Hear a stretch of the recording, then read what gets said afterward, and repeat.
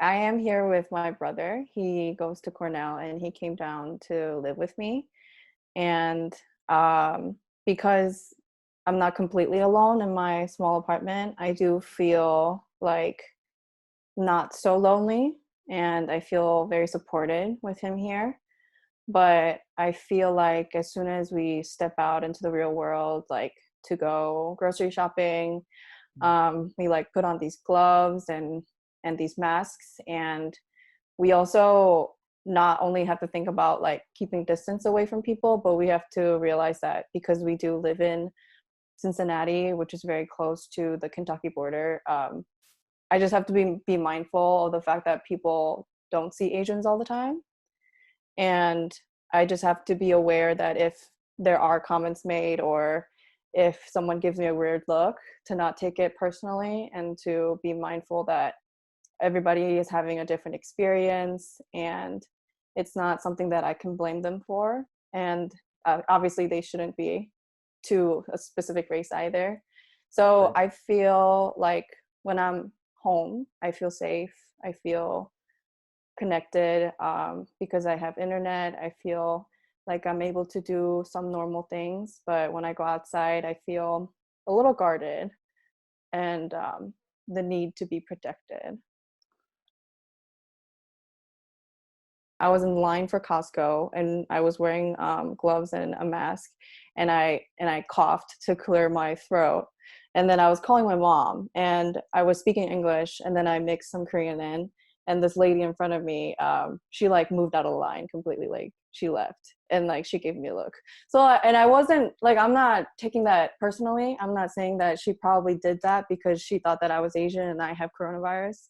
But it was like very interesting that that would happen. Like I wonder if a white person was coughing and spoke Spanish. I don't know, like all Yeah. these scenarios. I don't know how other Asian communities within the states are feeling depending on where they are, but I do hope that like it doesn't keep going down this way. Yeah. What are you worried about, if anything, in your immediate or on a whole, or for you personally, or?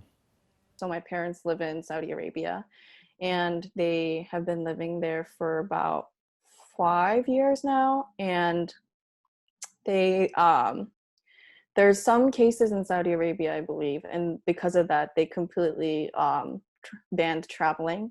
And for my parents, they can't leave their house.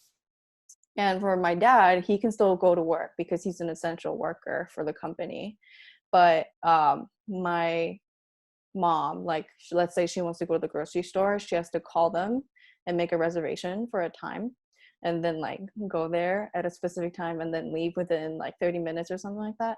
So like I'm worried about like when I'll be able to see them, and I'm obviously worried about their health and making sure that they're okay and that they don't get the virus.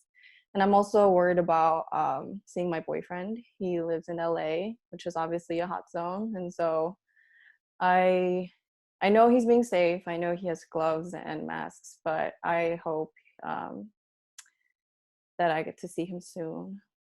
How do you see society kind of morphing and changing as this goes on? I think people who are informed and people who are close to the um, healthcare workers, they know like how important it is to have certain mannerisms, like to wash your hands every time you go out and come back home, to have good hygiene, to wear masks and hand sanitizers. I think in the future, people are just going to know to use hand sanitizers no matter what. But I think people who don't have access to all this information or who aren't surrounded by informed people are just going to be oblivious and keep being oblivious. And I just hope that that the federal government does a lot more effort to try to spread the news and to try to inform everyone as much as possible, and not think so selfishly about the economic downfall right now, because like people's lives are more important than money right now.